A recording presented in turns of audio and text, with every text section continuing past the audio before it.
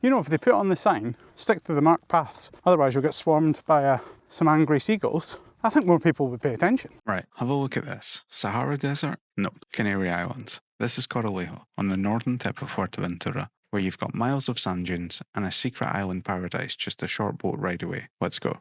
I'm Ronnie, and my travel style can be a little intense. I like to see it all, do it all, and experience everything that a place has to offer. So if you're up for a really immersive travel experience, you're in the right place.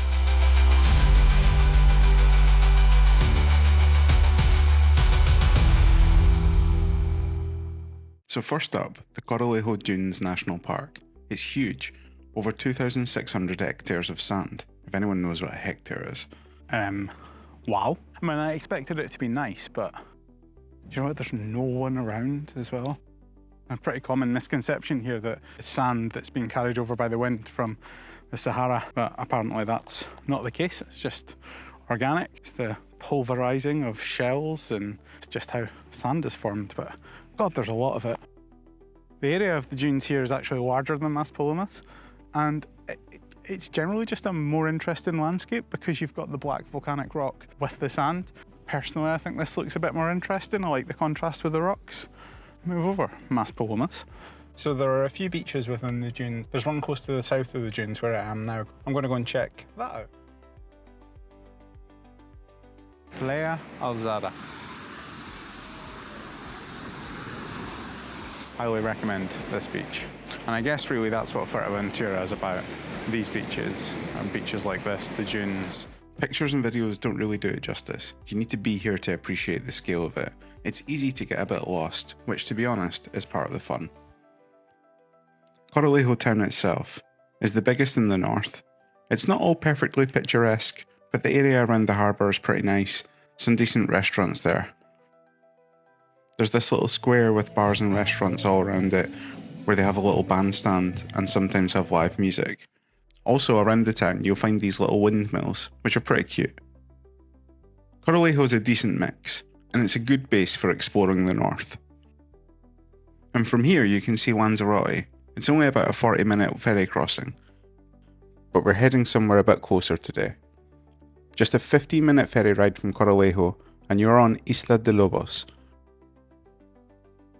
So to get here you take the boat from Corralejo, it costs €17, plus €1.50 for an admin fee to register you as a visitor on the island.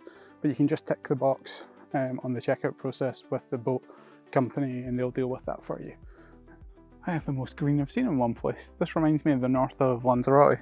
So down here we have Puertito, which means little port. And this island is mostly uninhabited, but there are a few houses down here apparently. Little cove here. This isn't the main beach, but it's definitely pretty nice. Feels like a little paradise. The number of visitors that are allowed here are restricted every day, so it's never going to be overcrowded. There's a little restaurant at the Puertito, but other than that it's just you and nature. Okay, this is something else. I didn't expect it to be this pretty.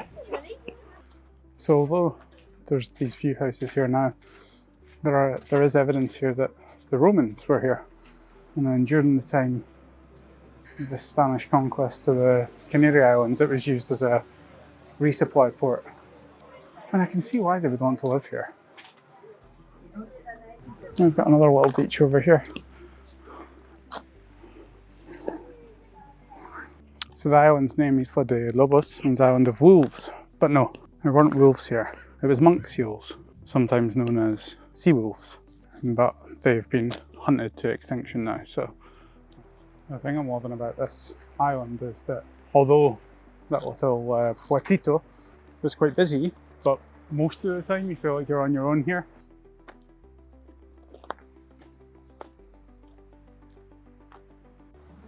I keep thinking I've found the most photogenic spot on this island, and then I see another one. And we've got pretty much all of Lanzarote over there. So Isla de Lobos, although technically it is a separate island, it's not counted as one of the main 8 Canary Islands. Should it be counted? Should it be the 9th Canary Island? I think it's pretty cool. The landscape here really reminds me of the north of Lanzarote. It's actually quite different from Fuerteventura. Fuerteventura feels drier. I guess the south of Lanzarote, maybe not too different to the north of Fuerteventura, which makes sense because they're really close.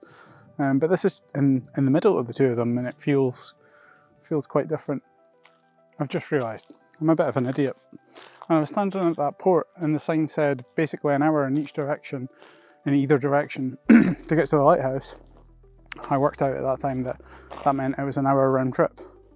Of course, I've just realised that doesn't make sense because you still have to come back. So it's actually a 2-hour round trip. So I better get a move on. So I started reading a little bit, reading a few reviews and stuff, and I don't know, there was one review, she said, oh, it's boring, there's nothing to do there unless you just want to hike or sunbathe. And I guess their review is accurate, right? There isn't bars and shops and stuff, but well, what do you expect? You're coming out, seeing nature, seeing the island, the landscape, the sea, the beaches. So I would definitely recommend it if that's what you're looking for, right? And if it's not, then don't come, you'll be bored. I feel like I'm on a moon in Star Wars or something. What was the moon? Tatooine.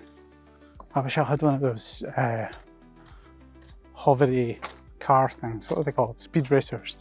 I wish I had one of them right now. Right, these are all little hornitos, little ovens. Cute. Little mini baby volcanoes. This path is going all the way down there, but there's sort of a path through here. I'm going to check my map and see if I can cut across. So I've learnt my lesson.